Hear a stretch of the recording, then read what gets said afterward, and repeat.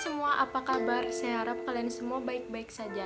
Puji syukur kepada Tuhan Yang Maha Esa, sampai hari ini kita masih diberi kesehatan di pandemi COVID-19 sekarang ini.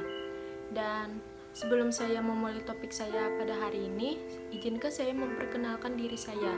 Perkenalkan, nama saya Kristiana Novarin dari Sekolah SMA Negeri 2 Palangkaraya, kelas 10 MIPA 6. Dan hari ini saya akan menyampaikan hasil laporan observasi saya yang berjudul beras. Beras merupakan makanan pokok di Indonesia. Beras adalah bagian bulir padi atau gabah yang telah dipisah dari sekam atau secara anatomi ini disebut palea. Pada salah satu tahap pemrosesan hasil panen padi, gabah ditumbuk dengan lesung atau digiling sehingga bagian luarnya atau kulit gabah terlepas dari isinya. Bagian isi inilah yang berwarna putih, kemerahan, ungu, atau bahkan hitam yang disebut beras.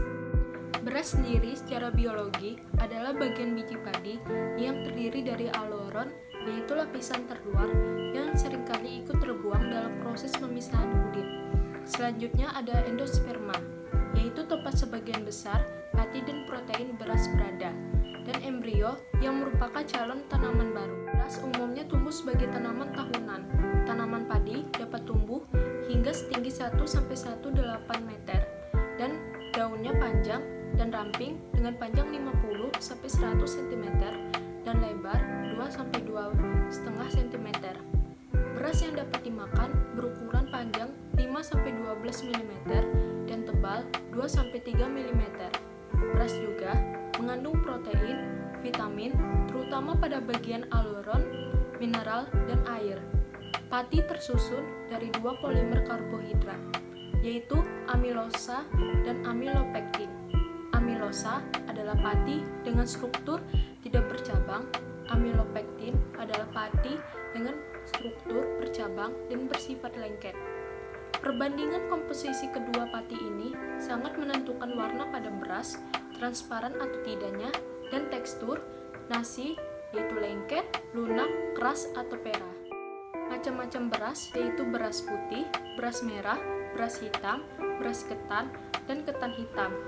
Beras putih yaitu beras yang sering dikonsumsi masyarakat Indonesia. Sesuai namanya, memiliki warna putih agak transparan karena hanya memiliki sedikit aloron dan kandungan amilosa. Beras merah yaitu karena aloronnya mengandung gen yang memproduksi antosanin yang merupakan sumber warna merah. Beras hitam yaitu beras yang sangat langka disebabkan aloron endospermia memproduksi antosianin dengan intensitas tinggi sehingga berwarna ungu pekat mendekati hitam. Beras ketan berwarna putih tidak transparan, seluruh atau hampir seluruh patinya merupakan amilopektin. Dan beras terakhir yaitu ketan hitam, yaitu versi ketan dari beras hitam. Beras dimanfaatkan terutama untuk diolah menjadi nasi, makanan pokok terpenting warga dunia. Beras juga digunakan sebagai bahan pembuat sebagai berbagai macam penganan dan kue-kue, utamanya dari ketan, termasuk pula untuk dijadikan tapai. Selain itu, beras merupakan komponen penting bagi jamu beras kencur. Minuman yang populer dari olahan beras adalah arak dan air tajin. Untuk kepentingan diet, beras dijadikan sebagai salah satu sumber pangan bebas gluten dalam bentuk berondong. Dalam bidang industri pangan, beras diolah menjadi tepung beras. Kesimpulan yang dapat diambil adalah terdapat berbagai macam jenis beras, yaitu beras putih, beras merah, beras hitam, beras ketan, dan ketan hitam, serta terdapat banyak manfaat pada beras selain menjadi makanan pokok, yaitu sebagai bahan pembuat berbagai macam penganan dan kue-kue beras. Beras juga merupakan komponen penting bagi jamu beras kencur dan untuk kepentingan diet.